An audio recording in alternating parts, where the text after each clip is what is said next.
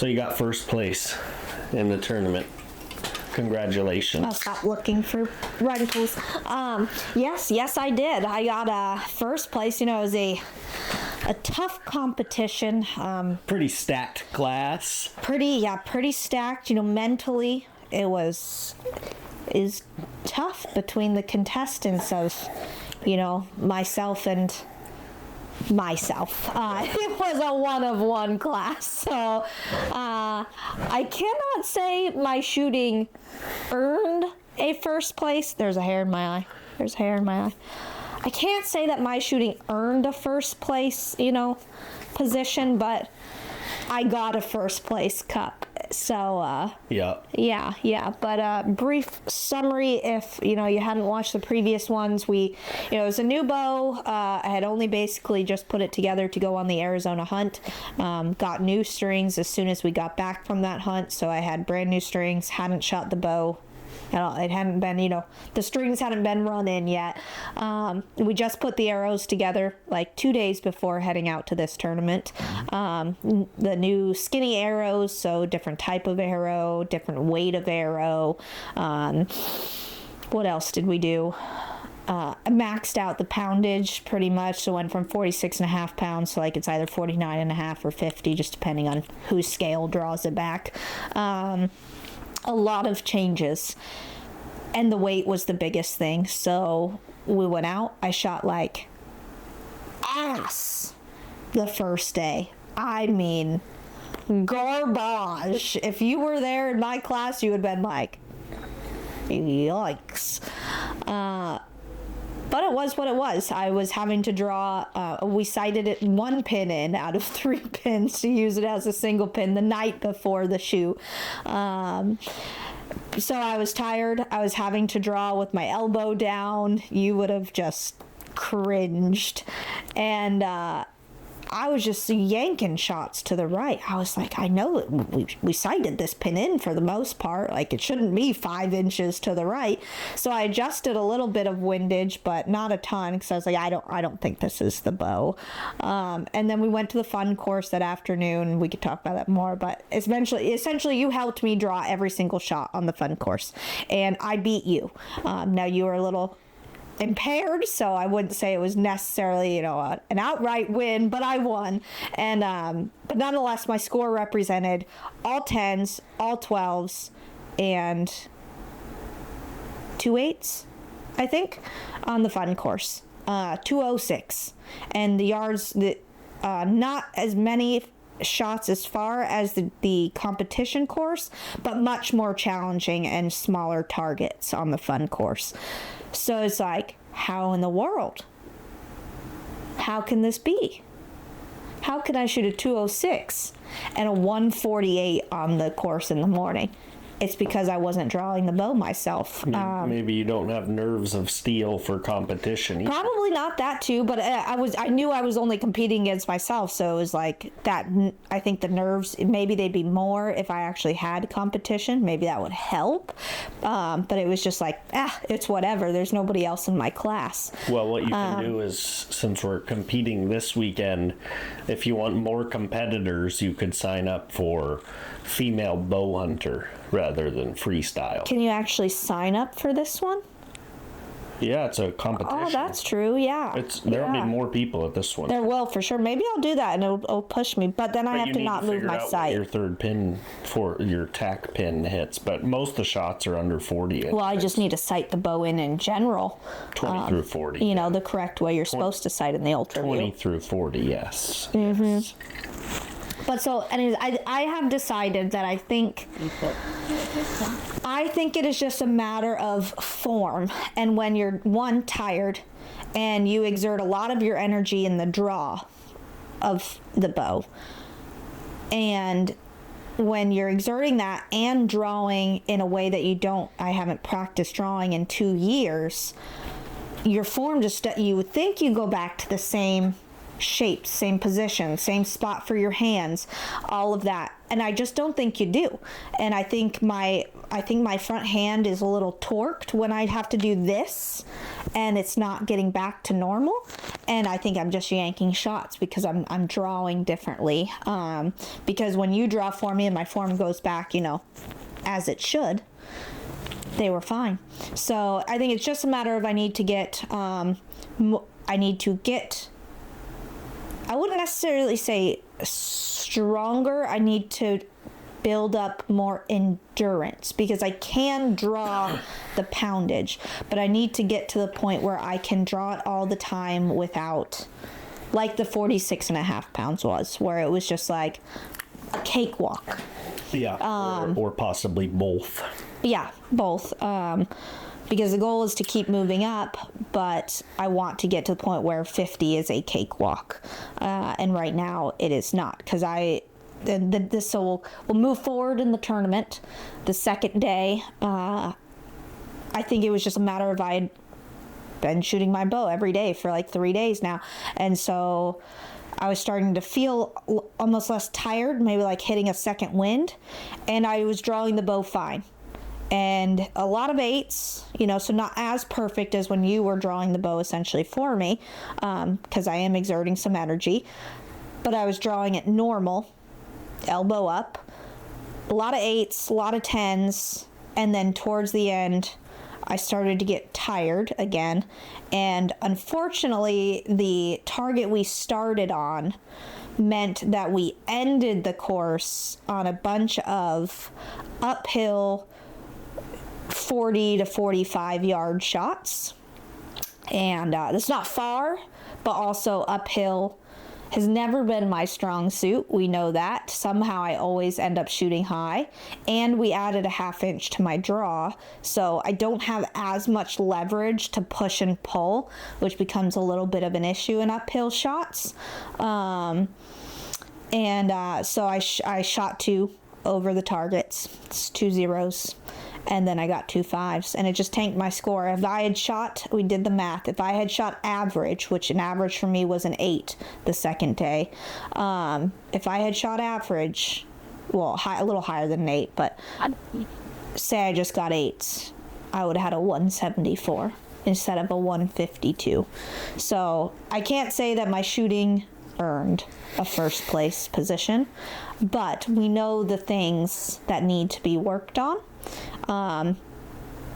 And you can't be mad. I did all of the setup, a day before and the week before we went out.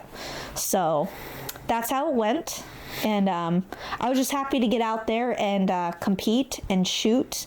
And I'm happy to be at 50 pounds. I can't be mad if I'm not strong enough at it yet. But it has been a long time coming to get to a maxed out 50 pounds. So we just keep moving up from there. Goal is to get to 55 by the end of the year, and which would require new limbs, because I think I can get to about 52 with string twists and whatnot, but I can't get past that. So it's kind of then becomes the game of you're entering into hunting season by then. Do you move up in poundage, get new limbs, they're backed out almost all the way, or do you just stay with a maxed out efficient bow at 52 pounds until next January and start the process, all over again? It's a tough debate. I think most people, if they were to leave a comment, would say wait until after hunting season again and then change the limbs. That gives you a whole year of getting strong and comfortable at the maxed out poundage. But am I that wise? Albie says no. So how did your shoot go? Tell us about James Visser and all of his, I'm sure it was very difficult for you. I'm sure you had, a lot of competition. I'm sure the scores were very close. Go ahead and tell me about it. Well, first of all, you do have an addiction to changing your setup constantly. Yes, I do. Yeah. So I would venture Bank on to me guess getting new you're going to limbs. change it as much as possible. Yeah. That's my guess. Well, and by then a new bow might come out.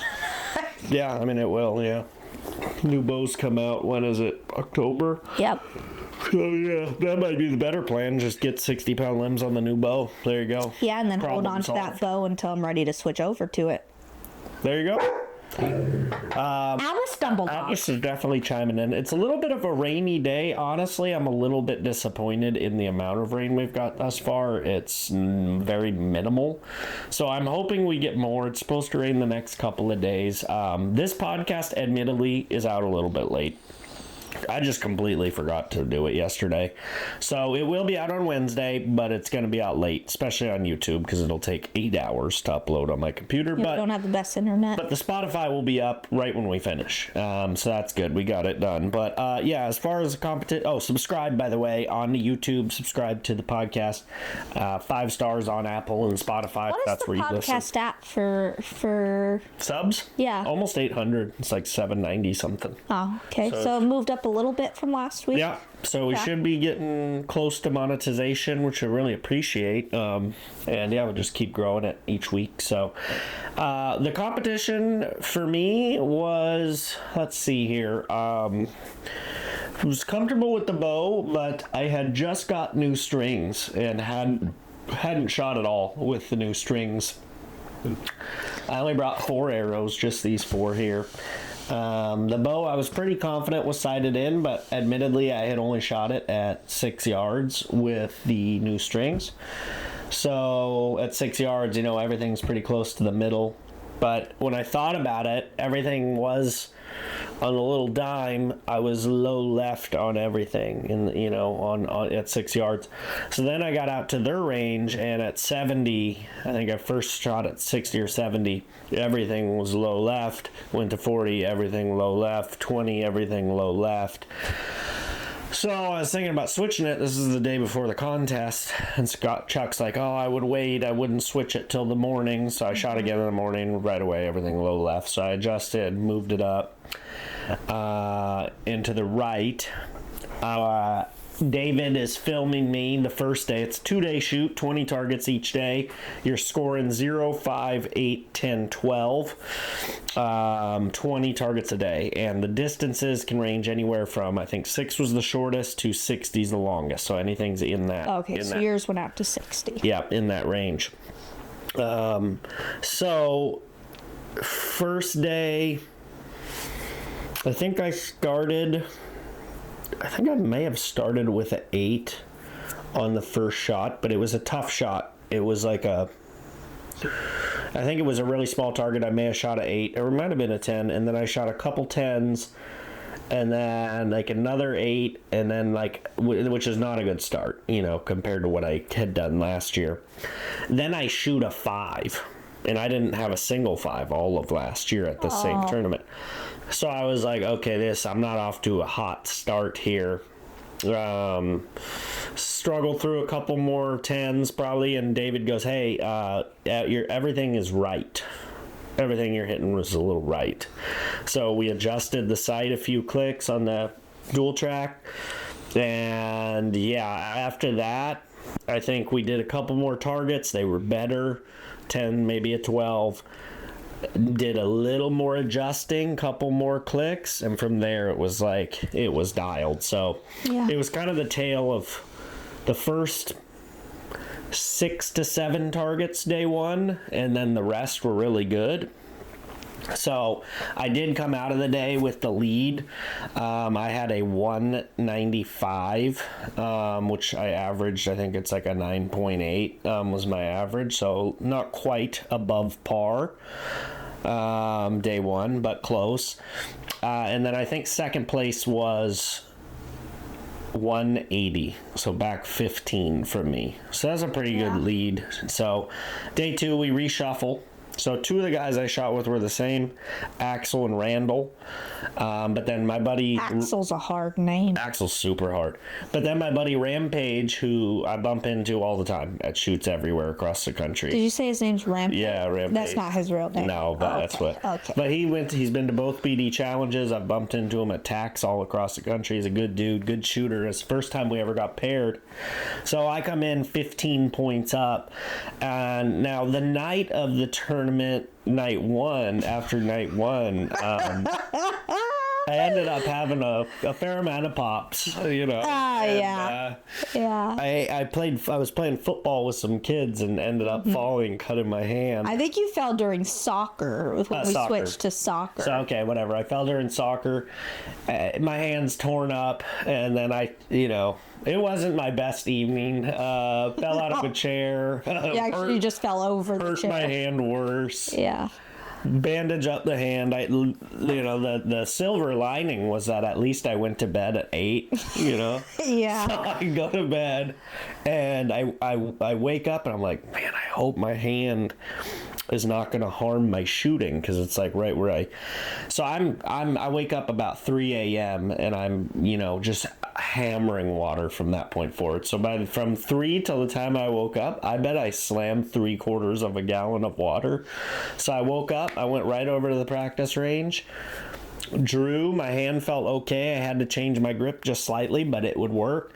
And said, all right, we're ready to roll day 2. So I came out, and first target, again, shot at 8, but it was because it was a tiny little grouse, so I hit just like a tiny bit to the right. After that, I was greasing that course. I was smoking everything. It was smoking everything. And I ended up 205. 202. 202 day 2. So a little bit better than par. But overall, I got a 397, so a few below par, which is worse than I did last year at this same tournament. But I do think the courses were quite a bit tougher. So they definitely, and David talked about that in the morning meetings. I guess the one feedback they got last year was that it was too easy. Yeah. And so they did try to do some tucking and some hiding and some through brush shots and whatnot, which I think is fun, especially for a competition, because you don't see that a lot in competitions. Like, mind you, these people saying like, I feedback wise, I think it was too easy. Like, if you go to any ASA, you are capped on your distances, so it's like you can't make them go any further than that distance. That's what's required for the competition per your class.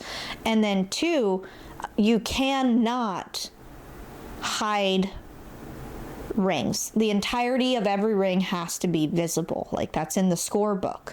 So, like, sure, you could hide a butt or a head or something, but I don't know. Maybe you can't even do that. I'm not sure. Yeah, I don't even know if you can, but I know that vitals, all rings have to be visible. So, like, a competition is tough to make a course tough, Yeah, the goal is literally to dial in and get 12s. Yeah. And luckily they have some terrain, which they did utilize more this time, which I thought was great. I did enjoy that a lot. They went into some new areas. And which led to, here, you go on and finish your tournament. How did it add up? Like I said, 397. So yeah, I was really happy with my shooting. I always tend to feel like I'm getting off the blocks a little bit slow, but my scorecard usually doesn't really reflect it. It was good. It was in total really good. Yeah, it was good. Well, I think I just try my best to not ever like implode, and if I can just plug away and get up mostly, 10s and 12s, then it's all right, that's all I can do. I really try to just focus on each shot individually. And that way, if I hit a 5 or miss something, it's like, okay, well, that one wasn't good, but it doesn't matter because now I have to shoot this one. Yeah. And I just try to look at it that way. You work, I think, better on competition. Oh, I love competition. And that first day is always a random mix of who you're shooting with. And so sure, you could compete with whoever's in your group, like, analyzing scores and, okay, like, I'm 2 up from them and whatnot, but, like, you might, and this is no offense to anybody, but, like, you always have your best to your worst shooters at any competition. So, like, you might be up from them, but they're not giving you the strongest competition. You know what I'm saying? Well, it's randomized day one. Exactly. That's what I'm saying. Whereas if you were placed with who you knew, going, say, like Rampage or whatever, day one, I think you would come out stronger because you already know who you're shooting with is a comparable shooter to you. Because that's just how you work. You love to compete. You love to be top dog. Yeah, I mean, every point matters. That's the thing, is like each shot matters. And so many people oftentimes, I think, will shoot a bad shot. And I think I used to maybe do this when I was younger, but not so much anymore. Once they shoot a bad shot, will just like fall apart for a while. And then like it takes a long time to get back on a good path of a good string of targets. But I think it's just like gets in your head, and rather than focusing on, let's say you make a bad shot on target 15, rather than focusing on making your best shot possible on target 16, you're still worried about target 15. Well, and I think you're not even 17. worried about 15. It's more so that, like, I think the mindset you go in is like, okay, I did this wrong. I think I was gripping wrong, or whatever it is. You're trying to analyze 15 to adjust for 16, rather than just forgetting about 15 and shooting how you normally shoot on 16. Yeah. Because obviously, if 15 is not how you normally shoot, then don't analyze what you think you did right or wrong. Just go through your shooting process and do what you normally do. Yeah. And it probably won't happen again. Well, it's kind of, I think Barry Bonds had a really good example that kind of is what you just said somewhat. But he was talking about batting practice and how most people practice wrong.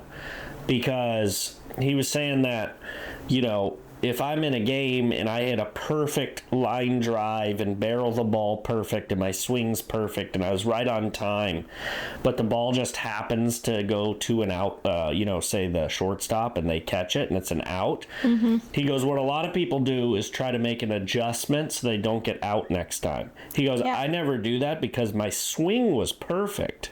So all I'm trying to do is do that same swing again, and luck is gonna, more often than not, it'll work out. But if I'm chasing the result for each at bat, now I'm chasing my tail, and I'm not getting the same concept form. But when you put it like that, just like you just did, that really makes sense to me, because even if you have perfect form on every shot, something can always happen. Your bow could, have a slight mechanical, or a fly could have landed on your eye right when you shot, or just fatigue. Or you're fatigued. You just have to keep. It can still be you, but you can't, necessarily overcome your fatigue. Not in a short term. Yeah. You can continue to push and pull as you normally do, but when people are like, okay, well, I'm fatigued, so let me just push and pull more, and now you're changing your form. If you're pushing and pulling harder than you normally do, you are adjusting your form, and therefore your shot outcome. Like, you're overstretching your string more than you normally would. You're probably pushing out that arm further than you normally would. You're extending that elbow more than you normally would. So you can't overcome, and adjust for these things. You can just keep doing what you normally do. And either the fatigue is going to cause failures in your shooting, or the wind is going to gust, or a fly is going to land on your eyeball, whatever it is, or you twitch accidentally that time. Maybe the next time you don't twitch, so it's just, I think you have to reset and do your same. That doesn't mean you're not improving, but if you're trying to adjust, or like I said, chase the outcome, Well, you also then- probably don't want to be practicing during the game. You know what I mean? Like, you want to practice between games. Yeah. But on game day, you kind of are locked in with what You don't want to got. do something you don't know is or isn't going to work by Yeah. trying it out while you're out there on the field. Just keep doing what you normally do. Sure, And it's and- either going to work out for that tournament or it's not. And, you know, I did actually, like I said, adjust the site a handful of clicks during the event, which I don't think I've done before, but, you know, I was comfortable to do it because I was seeing the result, and it was true. Everything, even if it was in the 10, it was on the right side, you know, so just by, and that's such the nice part about having the micro adjust, like Josh told me. Now I can just move it 4 clicks and say, all right, let's try it again. It's not going to be too far to the left, but did I move it far enough now to the left? And then you just go from there. Well, and that just takes That's skill so and nice. knowledge. Yeah. It's the That made a big knowledge of difference. knowing your equipment and how many clicks moves how far, so you know knowledge wise you're not moving it too far, and just skill to know that, okay, I have shot enough times in my lifetime to know that this is happening. It doesn't normally happen. I can adjust it. I'm not going to then adjust and okay, all of a sudden I go back to my normal form. I don't know what I was doing and now I'm too far to the left because I adjusted my sight. Your skill tells you that, and your knowledge of the equipment tells you what to do and how much to do it. That's all it takes, and that comes from repetition over lots and lots and lots of time. Like, I wouldn't suggest a new shooter sit there and chase their shot on a tournament.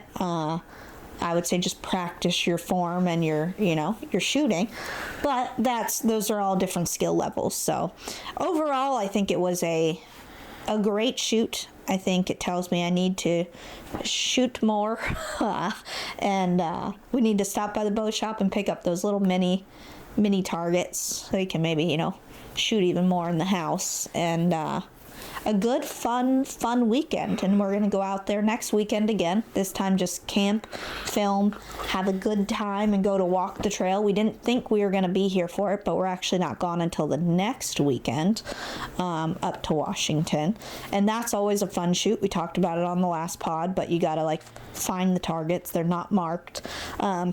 You can use a rangefinder, but they are not, there's no cone to tell you there's a target there. So if you miss one, it's a 0 on your scorecard. So it's a fun shoot. They give out little pins for first, second, third place winners. I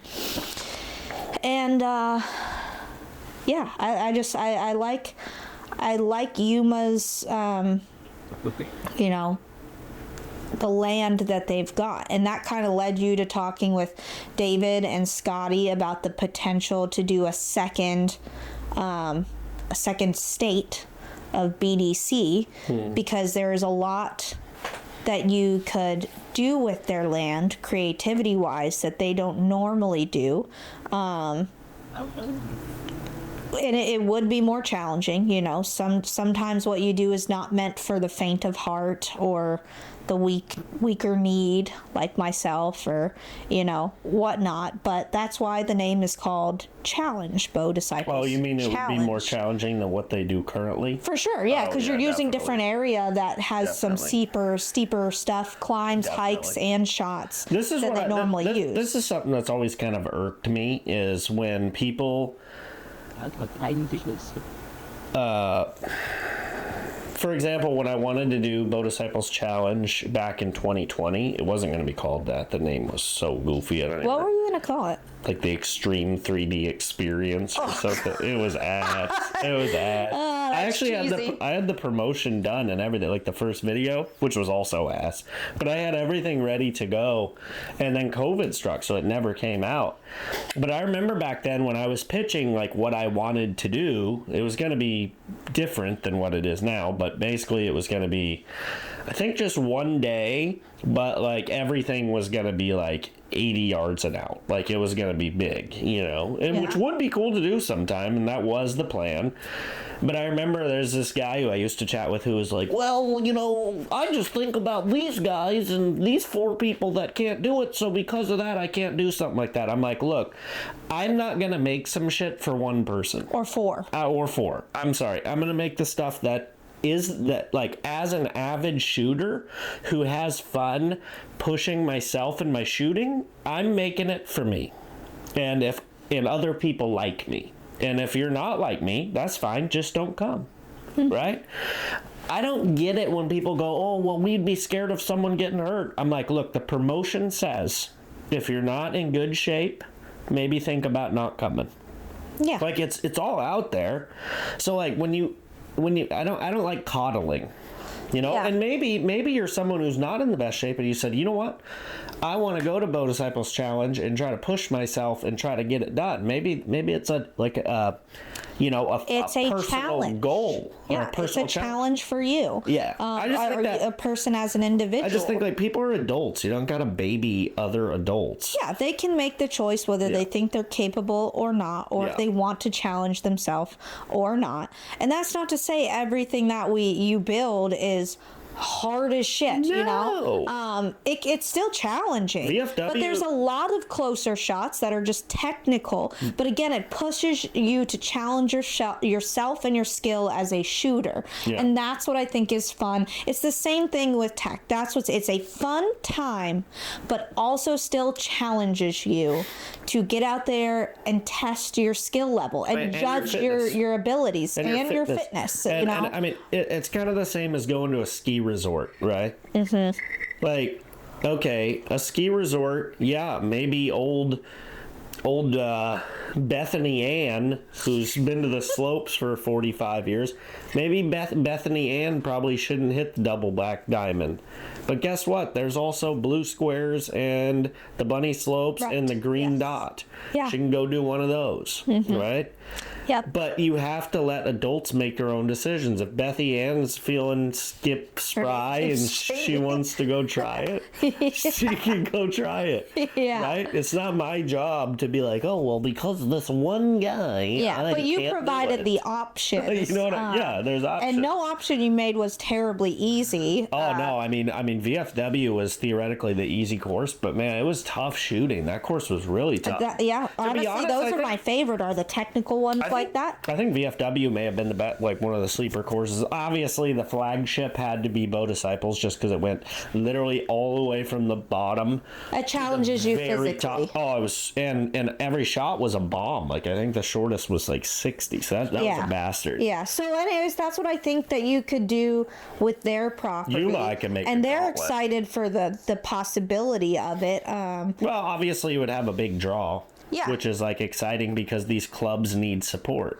Well, and I think it opens clubs' eyes to what possibilities too. The possibilities of what can be done with their properties.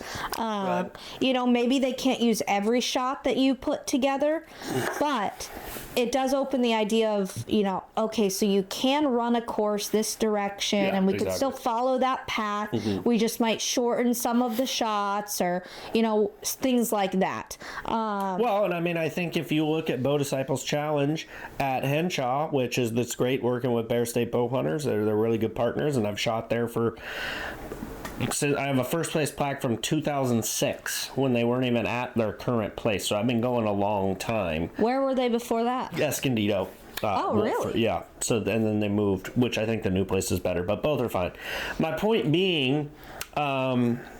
Prior to doing Bow Disciples Challenge 1, but especially number 2, for a long time, their courses, even the Bear Ass and the Oak Valley Challenge, which Bow Disciples Challenge replaced.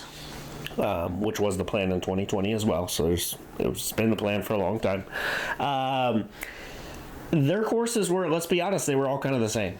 They were using the same route, same terrain, same lines. And then when we came through and flipped everything, I noticed that the following year, Bear Ass was a lot more creative. Yeah. Because I think what happens, and credit to them, right? That's dope. I want cool stuff.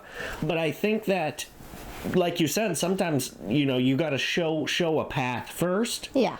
And then from there, it opens the mind. Well, and not just in theory and in the mind, but It happens. physically, Yeah, you right. go in and do. Now there wouldn't be as hard because like There's no there's no bushes. bushes, Yeah. there's no poison oak and all that fun stuff. A lot of rock, though. But a lot of rock.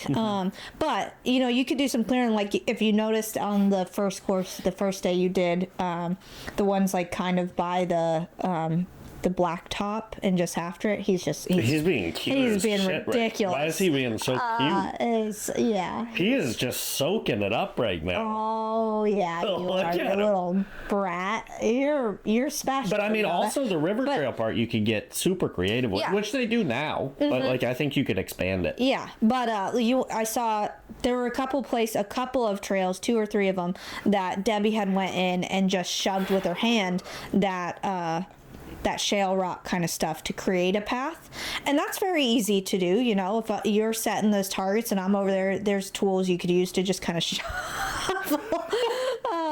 shovel that shale to create a path. So it is safer Yeah. while still tough for a hike, because you don't want to make it, you know, unnecessarily dangerous. Like we're not out there actually hunting, like, you know, you're not going to go clear a The path when goal, you're hunting, but the goal is not danger. Like our course of last year is built. They're built so well. If there need to And be safe. steps, there's steps. If there needs to be, it's not. I'm not trying to break something. correct. But, so what I'm saying is Yeah. you physically go in Right. and create those trails that now they have the template to be able to build off of physically. Yeah. You know, that they can follow those same trails, but which sometimes is, you know, it's not annoying, it's just like disappointing, because you're like, oh, I really wanted all of this to be a complete surprise, and then occasionally it links into like a trail you created or something, but you know, they're not linked in enough to be like, oh, this is the same trail, but it gives them routes to be able to build new stuff off of, and you go in and you do all that work for them. So both physically and in the mind, you can see and work off of what is now laid out in front of you. So I think it's cool, because then it improves range or clubs. It gives more creativity, which then entices more people to come and shoot, because like, ooh, it's a little different now. I'm not shooting the same thing over and over again and whatnot. So anyways, I think it's something to as you are, you know, start milling over more and more. And it's not a far drive from here. So like, so many of the San Diego shooters and Southern California shooters can come out to it, and they, just like Bear State, you drop your tent or your camper right in there. And their practice range Oh, it's great. is insane. I mean, everything is covered, Lit too. lit up, brand new nice targets, and their racks to hold them all the way out to, what is it, 70 at least. Huge practice range. You can shoot at night when you get there. They do like night shoots and stuff too. They'll do like steel target and stuff at night because they have lights. And they have a lot of games and stuff too, like the water jug thing, which they didn't pull out for this one, but I think they'll pull out next week for Walk the Trails. Just a fun and well built range and club. So I think it would be exciting to work with them on the possibility of another BDC in another state. And you have such a good relationship with them, and they have great targets. They have a lot of fun targets. Like a kids course there would be super fun. I wish we had their targets for the kids, because, you know, I'm always about like, let's give them the spider, the dinosaur, the tarantula, the lizard, and, you know, all the cool stuff. All the adults can have the peasant targets, you know. But they do want a what's it called? The big thing. Big Sasquatch. But How much coffee did you have before this pod? this is only my second cup, and I've only made it about a quarter of the way through this one. You're really zipping. They're really zipping. It's fun. You're like Kendrick So what else is there? Because I am on a timer. You're I like- do have to go to work today. That's very rare. It is, yeah. I mean, gotta go that's it. sign some papers. I think we could wrap it up. I think it was a good podcast, a lot of fun. Covered the event. We got another event this weekend, so stay tuned. Filming with Josh. Be sure to, like I said, subscribe and get your tickets for Motorcycles Challenge 3 if you haven't already. Motorcycles.com has all the information. And You are officially sold out of military free passes. yes, So thanks to all those the are veterans who signed up for that. Yep. And VFW for providing a big portion of those tickets Correct. for them. So it's always fun to see them come out and get, because we're such a big military city, to give them an opportunity to go do something for free, because free is great in San Diego and California in general. But yeah, tickets. Yep. So do that, and we'll see you next week a little bit more promptly for the podcast. So we'll see you guys then, and appreciate the support. Subscribe, please.